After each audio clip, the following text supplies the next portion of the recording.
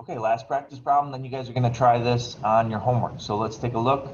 I have something that looks a little bit different.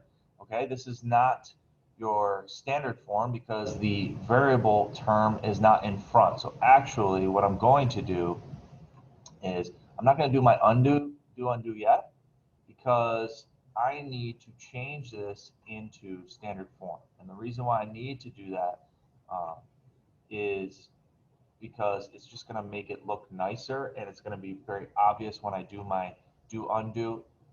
It's going to be very obvious where what operations are happening in what times, in what order. Okay, so I need to change this into standard form. We've done this before.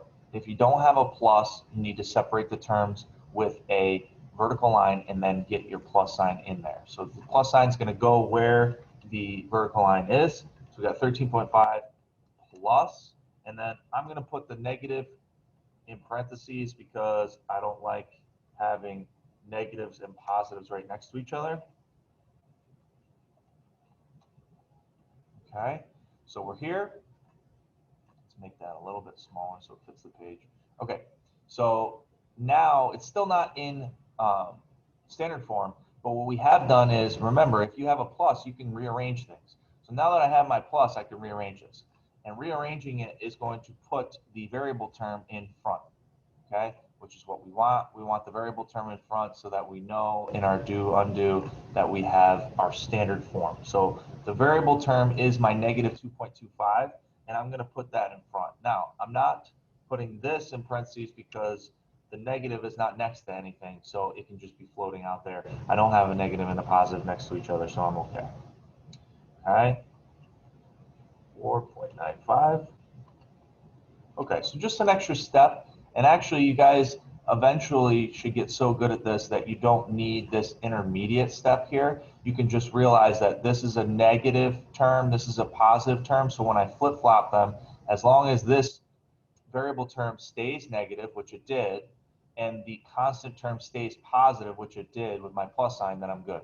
So if you can get from the original to this now standard form without doing this intermediate step, do that. If you can't, do the intermediate step first. Okay, now that I have my equation the way I want it, let's figure out what my do table, do side of the table looks like. So what's happening to this variable? The first thing is it's being multiplied by negative 2.25, okay? And then after that, it's being added to it 13.5.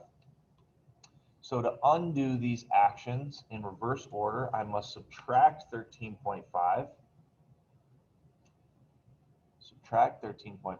and then divide, and don't forget your negative sign, divide by negative 2.25, okay? So don't forget that part.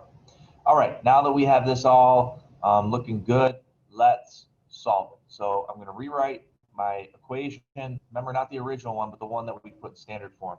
So negative 2.25 t plus 13.5 equals 4.95.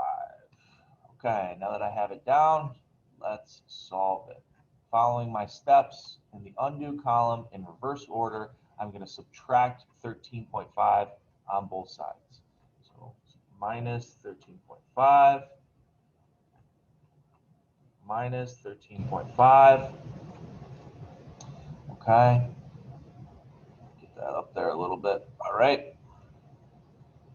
So remember, these cancel. All I have left, I bring down here. So what I have left on this side is my negative 2.25t. And then on the other side, I have to actually do the subtraction. So 4.95 minus 13.5. 4.95 minus 13.5. That gives me negative 8.55. So that goes here, negative 8.55. And let's just make this smaller. Okay. Okay. All right. So then my second step is to divide by negative 2.25. Okay. So let's divide. Negative 2.25. Negative 2.25. Okay.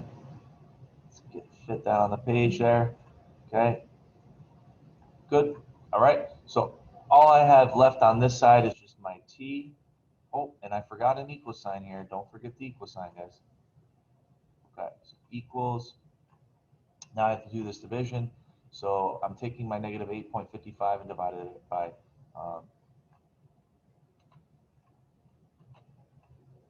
by negative 2.25. And I get a 3.8. So my answer is 3.8. Hopefully you guys got that answer. It is positive because we have two negatives in our division sentence, right? Negative here, negative here. If we have two negatives, that makes it positive when we are dividing. Okay, so my answer for T is 3.8. Okay, go back over these problems if you're having trouble on the homework. And as always, ask me a question if you need it, and good luck.